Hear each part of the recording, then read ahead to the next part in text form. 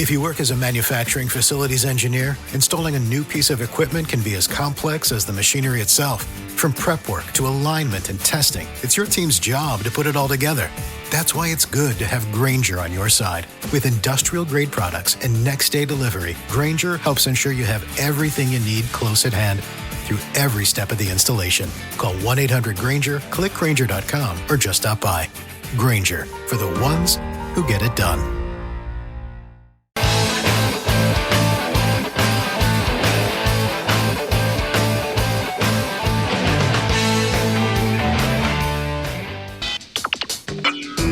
You are about to listen to the Dr. Daliah Show. Sassy, stimulating medical talk radio.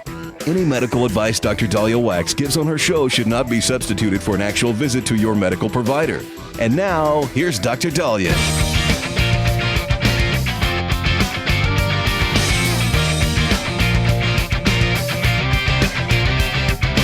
All right, we are back on the Dr. Daliah Show. Thank you all for tuning in. 1-877-DOC-DALI, 1-877-DOC-DALI. So I need a little advice, okay? I'm in trouble with my homeowners association again. You know, I'm getting in trouble more with my homeowners association than I have in school. And I went to 12 different schools, and I was in the vice principal's office and the principal's office many a time. But I think, you know, so here's my issue. All right, so I got busted because my Christmas lights are still up. Not entirely. I understand it's June. I get it's June, but hear me out. Hear me out. Okay. All the outside decorations are down. I took those down probably by January 6th or 7th. Okay. So I'm up to code with that. But we have this gate that goes into our house that has a little atrium, you know, a little antechamber.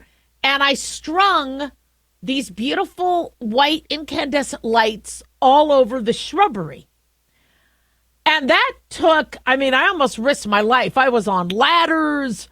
I was up on the balcony, almost on the roof. And it looks damn good. And I see other people in their backyard have lights on their trees. So I take down the Christmas lights, right? This was like months ago, but I leave up those.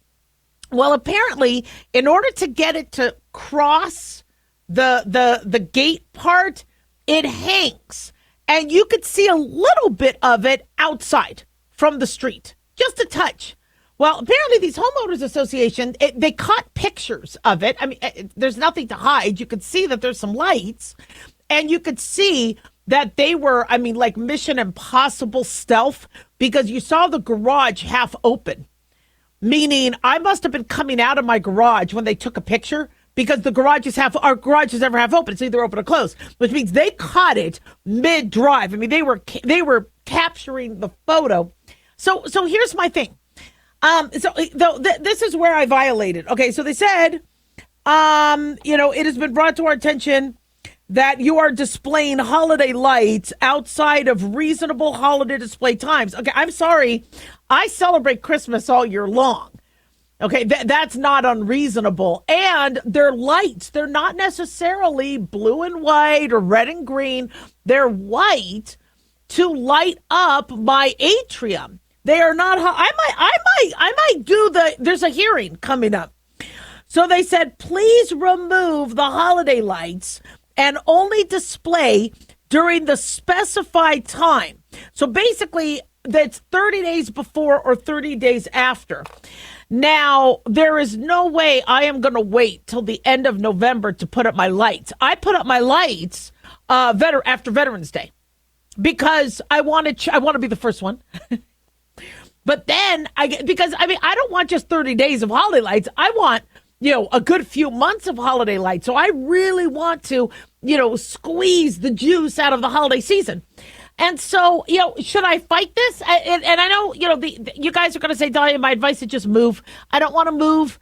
I actually like where I live. I like the neighborhood. I got neighbors with Golden Knights, and I know they're not complaining because they brought their kids over to look at my lights. I got a really good light display.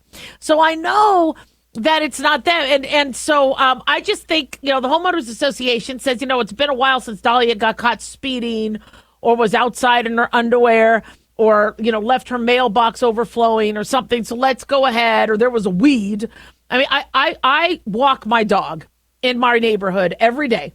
And there are houses with weeds and shrubbery and dog poo. I clean up every ounce of dog poo. I am such a good neighbor, but I'm the one getting the naughty notices because I have some lights on the inside of the HOA. I think it's ridiculous. And so what I don't understand is, how do you all have your white lights up, decorating your house, decorating the outside all year long, but I'm the one that gets busted? Yeah, and no, it's not because I'm Jewish. I don't think it's that, because I tell you why. I tell you why, because they're not necessarily Jewish lights. I just think that these homeowners associations, really need money. And so I'm a nice, deep pocket for them because I keep doing things wrong. And I want to put the lights up after Veterans Day. I want, when people come over for Thanksgiving, they already get that feeling of the lights and the jubilation and the, I don't know. So, I'm gonna see what I could do, because I really think that there's a lot of people. I mean, I understand there's a lot of other causes I need to fight for, and I know we got Blood Donation Day coming up and all that, but I think I'm going to take a sidestep, and I think I'm going to represent, I might take this bigger than I thought. I want to represent all of us who really, really love Christmas and really love lights and really love cheering us up with something that makes us so happy. I know some people get depressed during the holiday season, but I get happy with that. And I want to know why I can't, have my own house. It's not, I don't even have the lights on. You just see the strings. You don't even see the lights. By the way, there was another house that actually had the blue, white, red, green lights flashing. They actually had true Christmas lights on all the way till May. My lights aren't even on, but if I want to flip it on and feel Christmassy, I want to do that. But apparently they're able. It's in my space. So homeowners associations exist because they don't want somebody painting their house pink, or they don't want somebody, decreasing property values. One thing about Las Vegas, Nevada, is I think it's the homeowner capital of the world, homeowners association capital of the world, because they have areas like Summerlin, et cetera, that really retain their property value, if not keep rising the property value, because when you drive down the streets, it looks like a utopian, everybody's following the rules. You could see the houses. You don't see people's cars with bumper stickers and, baby on board type stuff. See me, I want to live in a place where I feel good and it's family oriented and there's a lot of Las Vegas communities like that. But when you live in an area with a homeowners association, they are up your retroperitoneum every 5 minutes. And I don't know. I could take a stand. I don't want to move. So I'm open for advice. 1-877-DOC-DALI, 1-877-DOC-DALI.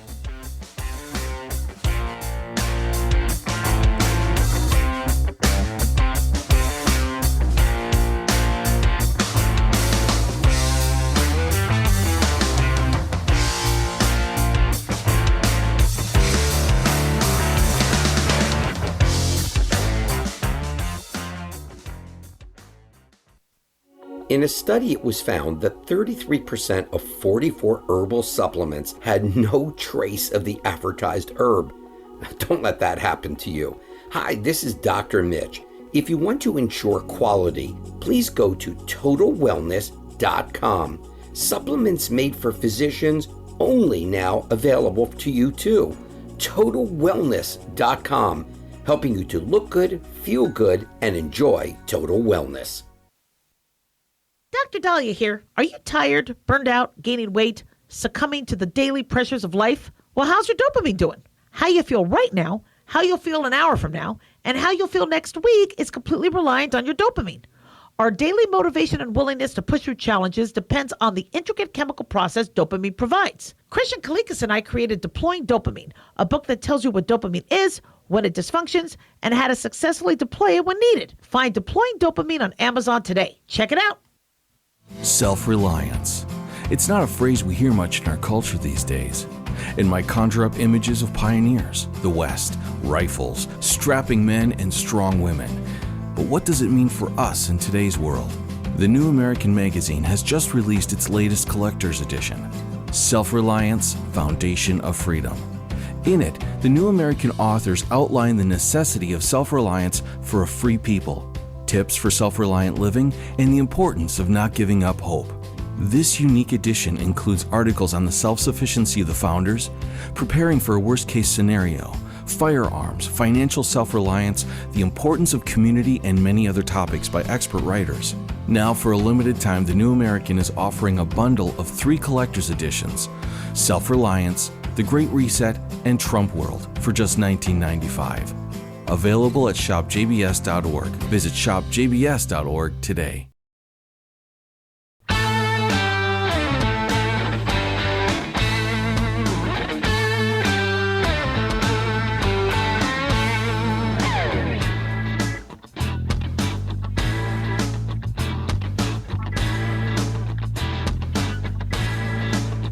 All right, we are back on the Dr. Daliah Show. Thank you all for tuning in. 1-877-DOC-DALI, 1-877-DOC-DALI. Big thanks to Talk Media Network for making the show happen. Big thanks to Daniel, our producer, and big thanks to y'all for tuning in. We really do appreciate it. Don't forget to follow us on Twitter or X, as I think it's still Dr. Daliah, Facebook, the Dr. Daliah Show, and on YouTube, click like and subscribe. Okay. I'm sure some of you are asking, when will I use AI to make a better radio show? Not going to happen anytime soon. I've been very reluctant to use AI. People are telling me that if I write a letter to somebody or an email, use AI. In fact, when I write an email, I get a prompt that AI will help me write it. That to me, that's creepy.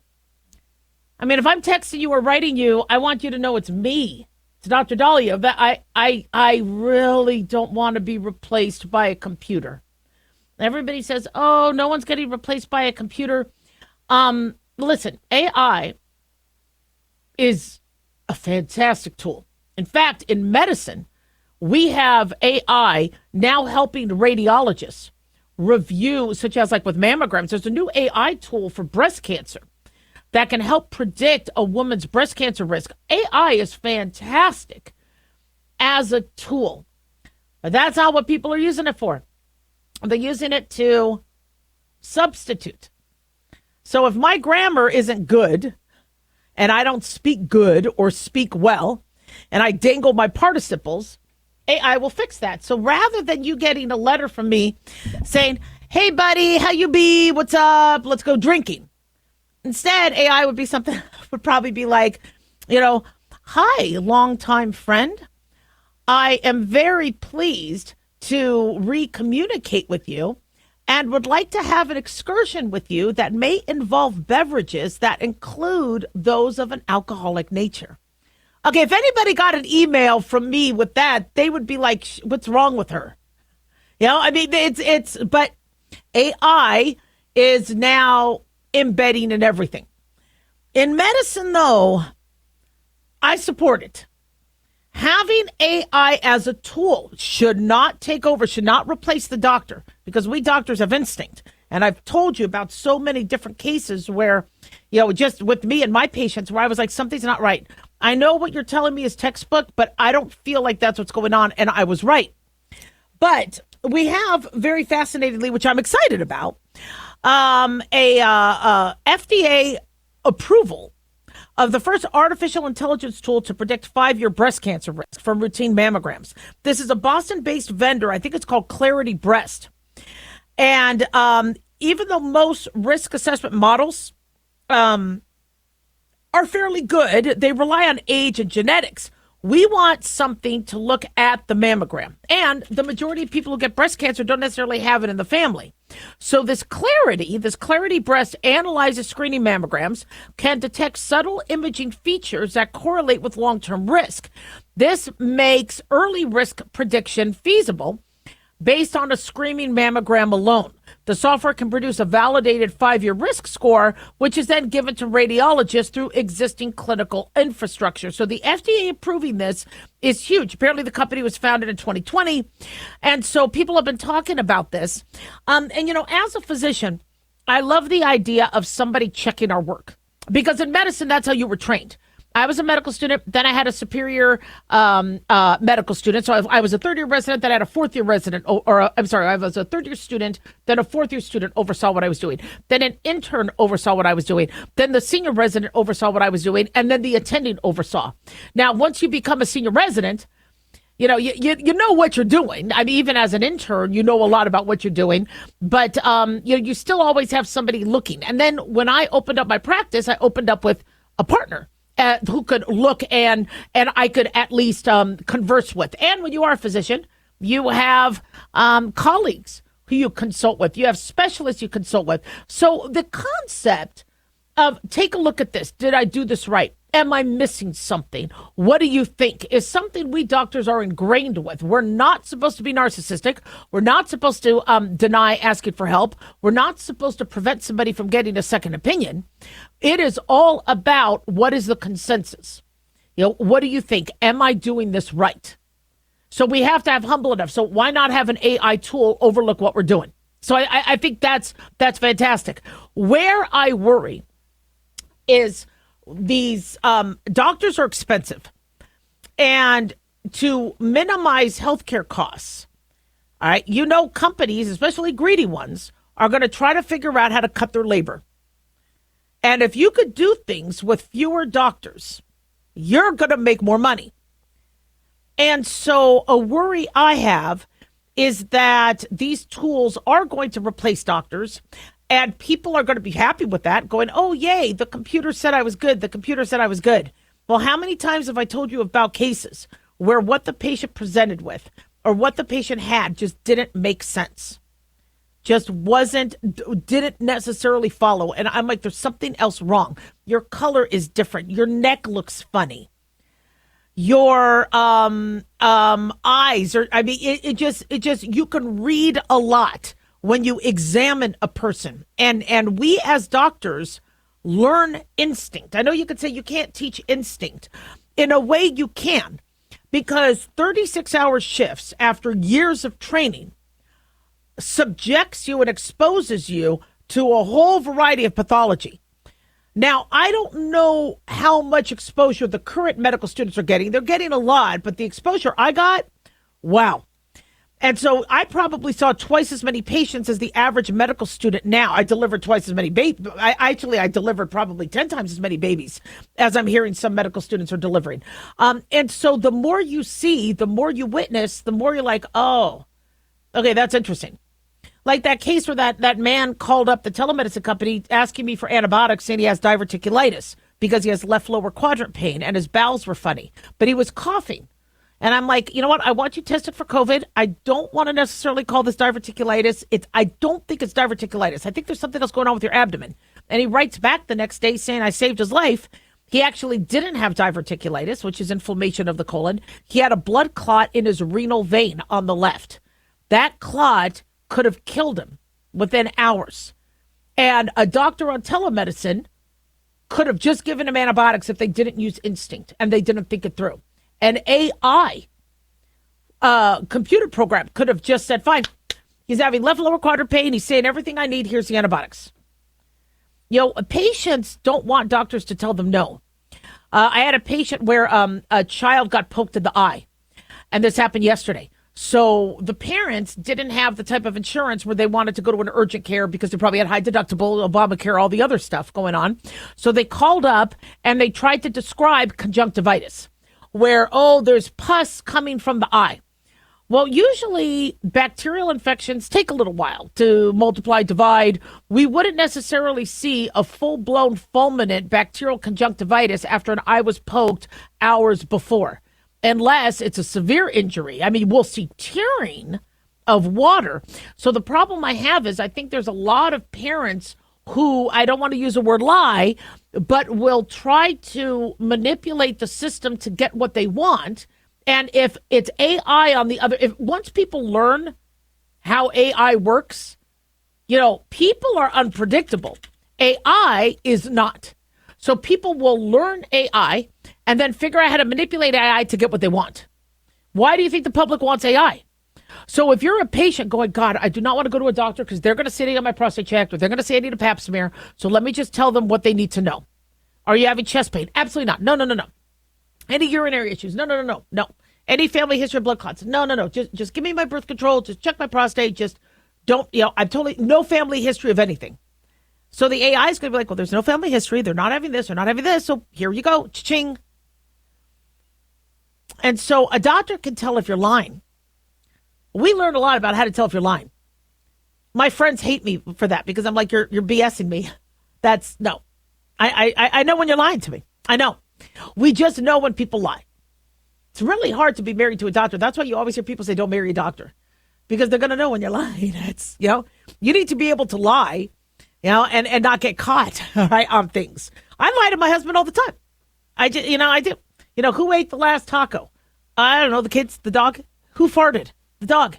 I mean, I lie to my husband all the time. That's just that's what makes our marriage work.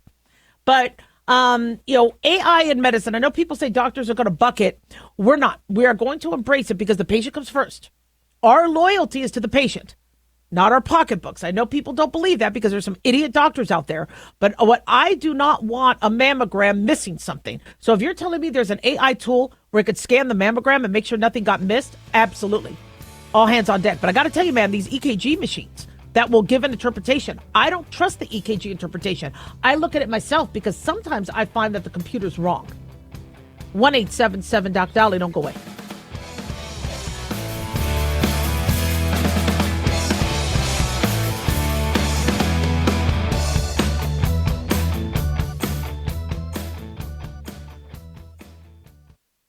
At Hot Shot Secret, we share the science behind common diesel problems and their solutions. For example, diesel fuel cetane levels. In many states, the cetane rating in diesel fuel is 42 to 45. Most diesel engines operate more efficiently with a cetane rating of 48 to 50. One treatment of Hot Shot Secret Diesel Extreme will raise your cetane 7 points, increase fuel economy, and improve cold starts. Due to a cleaner burn, there are less hydrocarbons and particulate matter in your exhaust. This reduces the blockage of your diesel particulate filter. Using Diesel Extreme generates 83% less DPF regeneration. The 6-in-1 Diesel Extreme formula also includes the most concentrated detergent on the market, lubricity enhancer, water demulsifier, rust and corrosion inhibitors, and a fuel stabilizer. Hot Shot Secret Diesel Extreme is available nationwide at truck stops, fine farm and auto stores, and online at hotshotsecret.com. Hot Shot Secret, powered by science.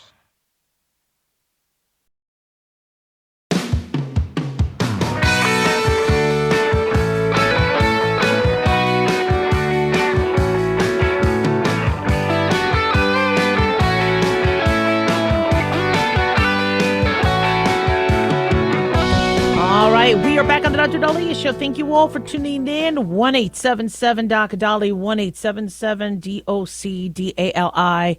So about 100,000 cases of schizophrenia are going to be diagnosed this year. They believe that close to 1% of the U.S. population is affected by this condition. And so I am really excited for our next two guests. Brooke Kempf began working as a psychiatric nurse practitioner at Hamilton Medical Center. It's a community mental health center in Terre Haute, Indiana. Upon graduating from Indiana State University, she has been developing medication, monitoring services, and treatment clinics for individuals who struggle with serious mental illness, and is providing nursing services to group home residents. She obtained her master's degree from the State University at Stony Brook of New York, is board certified by the ANCC as a psychiatric mental health nurse practitioner. She went on to hold additional positions at Hamilton Center as an outpatient nurse practitioner and chief nursing officer, completing a 29-year career at the CMHC as a hospitalist for the inpatient psychiatric unit in 2024. She's also an adjunct lecturer for IU Indianapolis for the PMHNP program and has been awarded the 2022 Daisy Award for Extraordinary Nursing Faculty. Katie Hayes, also a nurse, God bless them both, has been a registered nurse for 36 years, starting out as an ICU nurse and eventually transferring to cardiovascular and pulmonary care. She is a caregiver to her adult son, who is now 30 years old and living with schizophrenia. Katie has supported her adult son as he has dealt with the diagnosis, being in and out of the hospital, trying to find a treatment option that has worked best for him. So we are very grateful to have Brooke and Katie join us. Thank you so much. Thank you so much for having us. Wow. Thank you. Brooke, oh, no worries. Brooke, we'll start with you. Talk about what schizophrenia is and the symptoms that are associated with the disease. Absolutely. That's why Katie and I are so excited to be partnering with Johnson & Johnson to be here today. We really want to decrease stigma and educate others about schizophrenia and the long-acting treatment options that are now available. Schizophrenia is complex. You mentioned affecting about 1% of the population, and it contains different symptoms, such as positive symptoms, hearing voices, hallucinating, having paranoia, but it also has negative symptoms, which are symptoms that actually take away from a patient's baseline level of functioning. So they might seem less motivated. Their communication skills are decreased, but it also affects them cognitively. So their thought processes might be a little bit slower, more disorganized. But the good news is there are positive treatment options out there that can really impact a patient with positive outcomes. Yeah, and getting on top of it early, so many individuals are not getting diagnosed right away, and the earlier we could diagnose them, the better. Absolutely. With that stigma, it doesn't help. It's hard for individuals to reach out for help, especially without understanding what these symptoms mean. But it's imperative to effectively manage the symptoms of schizophrenia, particularly within that first 3 to 5 years following a diagnosis. We refer to this as the critical period. So that's when the disease seems to most rapidly progress. And so it's imperative that we manage these symptoms with treatment options like long-acting injectables that are now available. So individuals with schizophrenia don't have to take a pill every single day.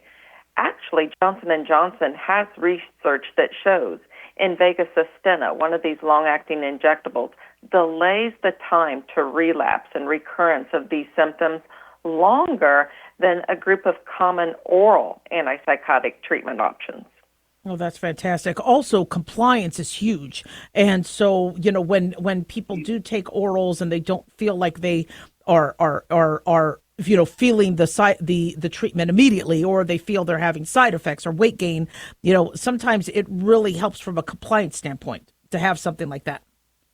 Absolutely. Yeah, and none of us are very good at taking medication, Right. but it's also convenient. I don't want patients with schizophrenia having to think about their diagnosis every single day and medication. I want them to work on other treatment goals.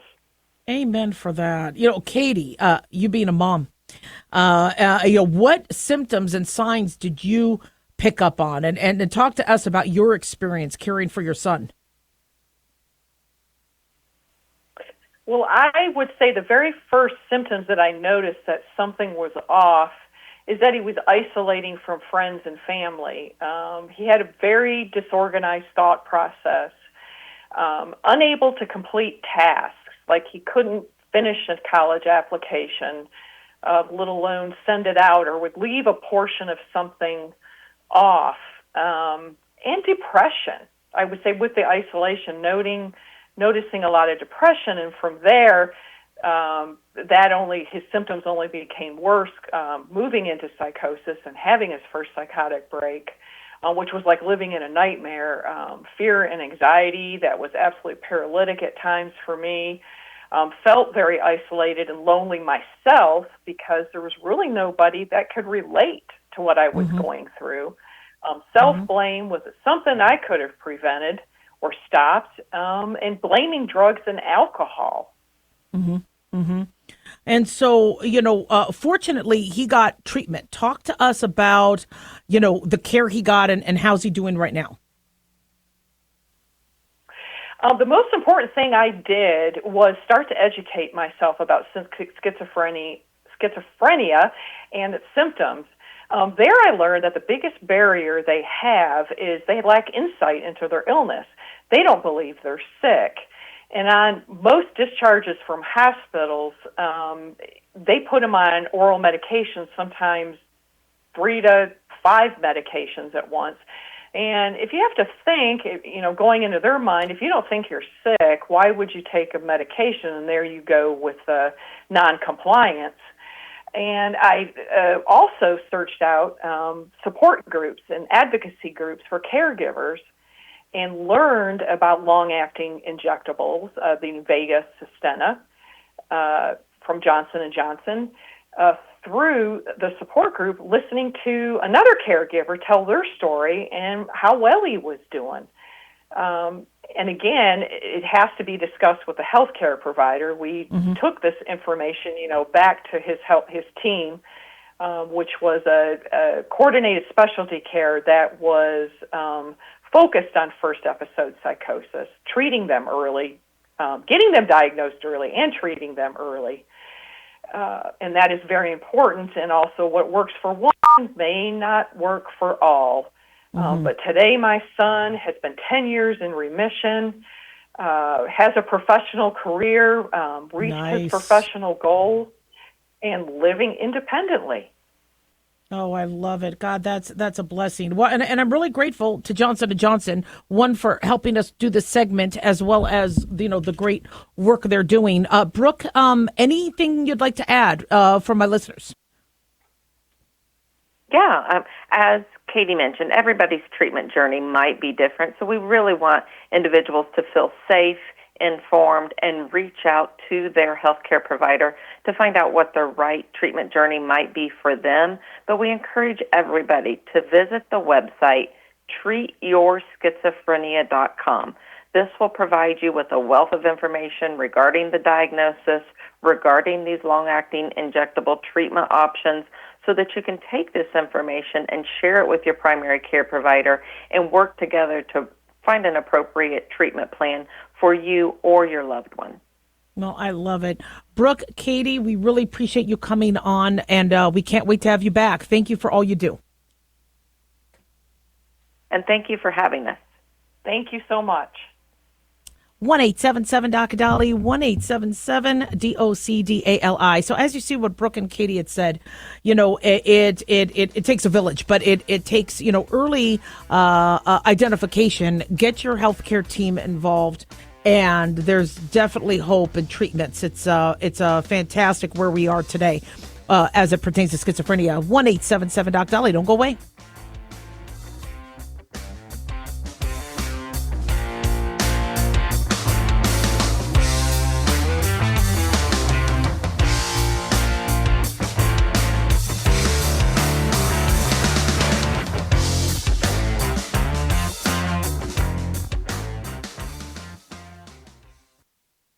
Hi guys, Dr. Daliah here. Addictions can sneak up on us and come in many forms, whether it's drugs, alcohol, sex, video games, porn, or something less obvious such as food, internet, or shopping. Addiction can seem innocent at first and then evolve into an insurmountable evil. In our book, Addiction Basics, Caitlin Kalikas and I dive into the common addictions and provide tips for identifying and preventing these before they sneak in and take over our lives.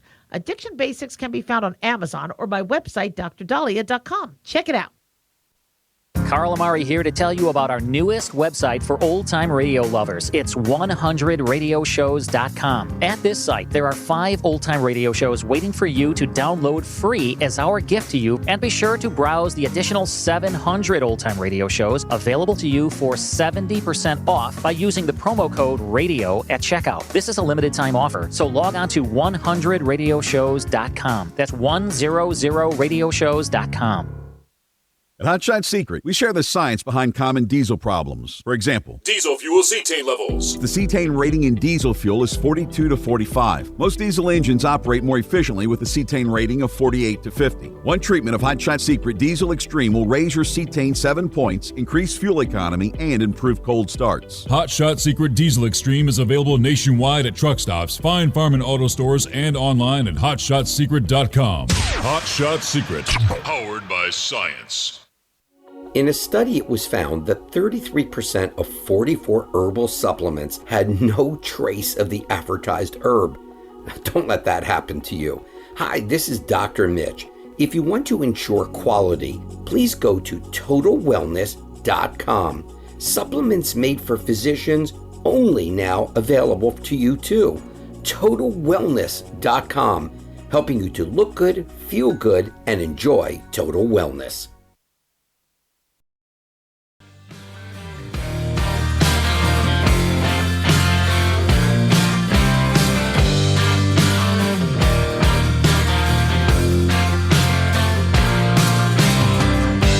right, we are back on the Dr. Daliah Show, 1-877-Doc-Dali, 1-877-DOC-DALI. So I'm sorry to sound like a broken record, but I think summer break is ridiculous. I am seeing parents drag their kids to Target, into Walmart, parents frustrated. They don't know what to do with their kids for the next few months. And these kids should be learning. I don't get that. I don't understand why Christmas break or winter break is only 2 weeks when there's coughs and colds and everyone's trying to travel and, bad weather. Yet the summer is 3 months. And listen, I love you teachers. I do not want anything to happen to your current schedule. I know I don't want to make you mad. We appreciate all you do. But I think, I'm sorry, somebody has to say it. It is flippin' ridiculous that our kids are sitting there watching TV, playing video games for 3 months of the year. Why aren't they learning? What a waste. These kids could be learning. They could be doing so much. Now, the devil's advocate is saying, but they're going on vacation with their parents. They're spending time with their family. If they are, that's great. But that's not what I'm seeing. I'm seeing parents struggle with childcare. And they're complaining. They're like, look, I pay taxes, right, for school, yet I have to pay for childcare 3 months of the year. Not that school is supposed to be childcare, but parents aren't happy with that. And because they still have to work. Not a lot of people can afford 3 months of vacation. Right? In the real world, you work every day. Well, I mean, roughly throughout the week, although I know everybody's advocating for 3.5-day work weeks these days. So, I remember in my particular situation with my kids, I made them do summer school. I made them do summer camp. And they were saying, no, it's summer. I'm supposed to be resting. Do I rest in the summer? As an adult, you're going to be working. I go, summer break ends after school. There is no summer break. You have to support imagine telling your landlord, sorry, it's end of May, June, July, I don't pay rent. Your landlord will kick your ass out.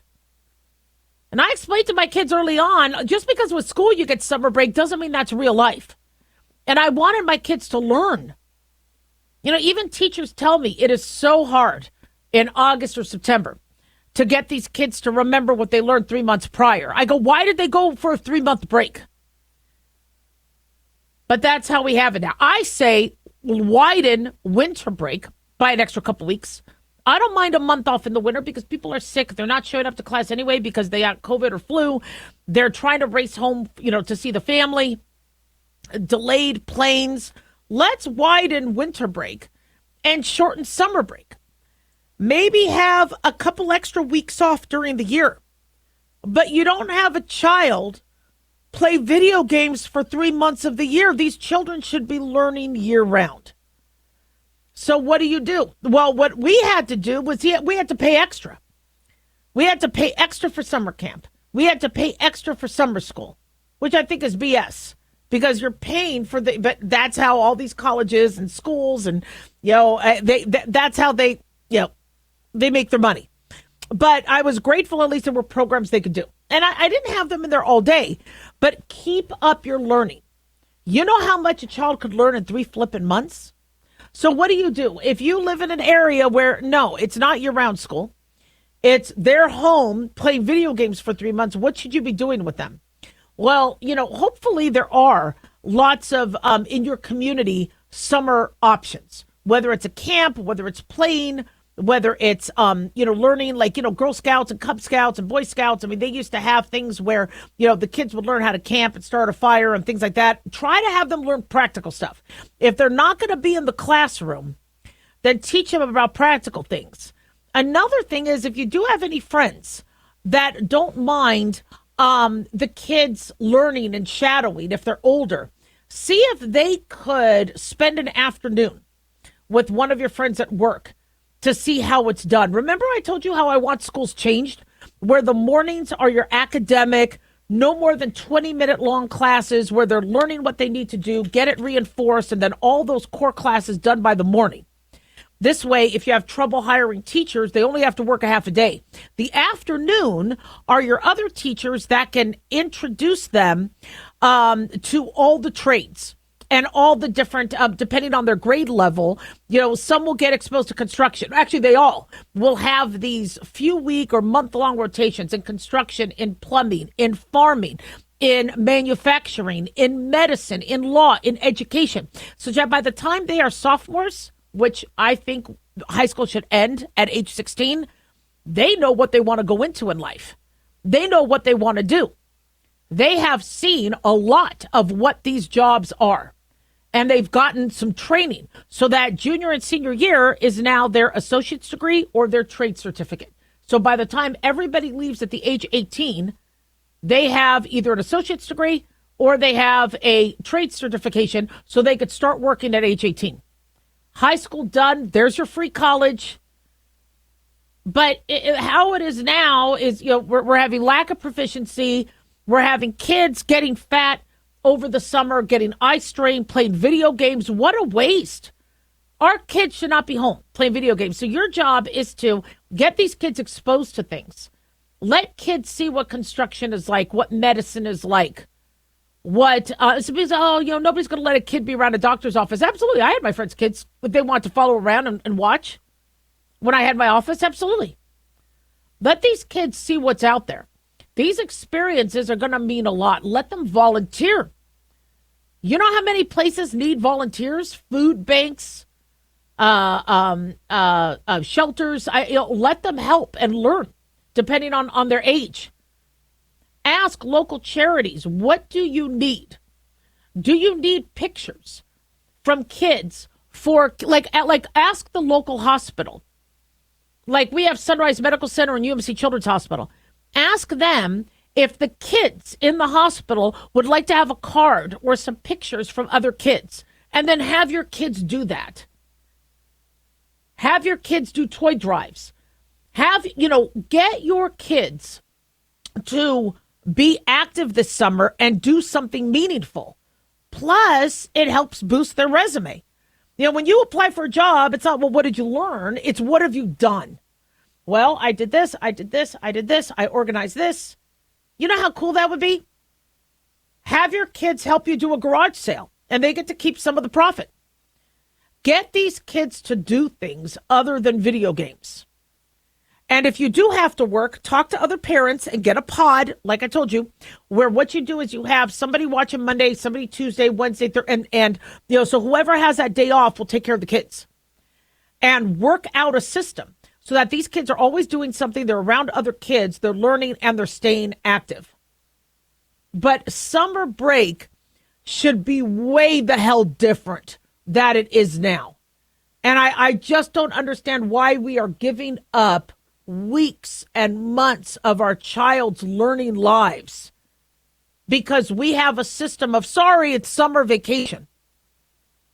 If that summer vacation was you being with grandma and grandpa, you learning how to fish, you helping out on the farm, you making money, okay, you're being productive. But how many kids are being productive? It kills me to see the waste. Such waste. They should be out there selling lemonade. That's what I did. I hated summer vacation. Now, I understand I'm a workaholic, so I did lemonade stands. I was like, I might as well make money. I got to do something because I was sick of watching Price is Right and I Love Lucy reruns. So let's get to work, people. 1-877 Doc Daliah.